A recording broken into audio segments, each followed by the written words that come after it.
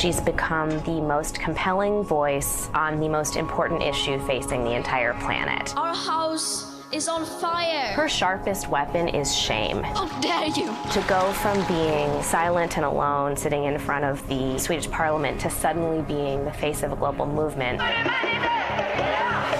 That's an extraordinary story. And today, that story continued.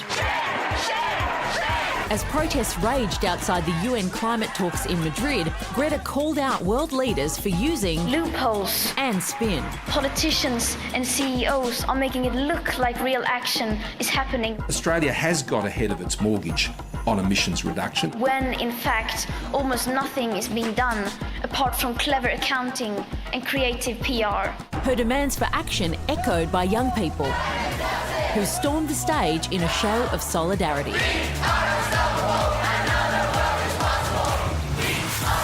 The 17-year-old Sydney schoolgirl Daisy Jeffrey was part of that group that rushed the stage in Madrid, and she joins us now. Daisy, tell us about that moment. It was quite nerve-wracking. We planned it at about 2 a.m. the night before, and it really came as a result of us just seeing so much talking and so little action. And so the frustration we felt meant that we didn't feel we had any other choice. And so we climbed under the fence, and the security guards went, "Oh, please don't go up there." And we pushed around, we clambered up onto the stage, and we held hands together and we sang. And it was a really, really powerful thing, because none of us have known each other for more than a couple of days. I'm staying in a hostel with kids from Uganda, Russia, Chile, and we've come together to demand climate action. And yesterday was a really powerful example of the youth from around the world coming together. Daisy, Greta Thunberg may be the person of the year, but she does have her haters, some of which have come after you at different times.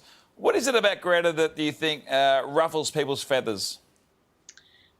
Greta is different. She's not willing to go up on stage. And just smile and be charismatic and say, look, we can get climate action. She's treating this like a crisis, and she's amazing. She's incredibly smart. She's delivering speeches in her second language. And I think people need to remember that she's not asking people to listen to her. She's asking the people in power to listen to the science. Daisy, it's great to see the energy that you're bringing to this. But if we're going to achieve an outcome here, we need to bring the entire community with us. What are you doing to convince people that don't currently agree with you? I think those one-on-one conversations with someone are really important. I don't think we can underestimate the value that comes with those. Unfortunately, we just don't have time. And I think what people recognise is that these events that we're seeing with the fires, people are always saying, you know, we haven't seen anything like this before, we haven't seen something to this extent.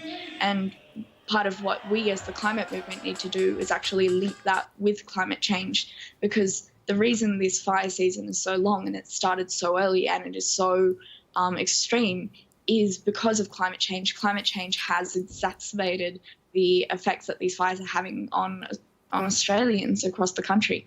Daisy, thank you very much for joining us tonight. We really appreciate you finding some time. Thank you so much.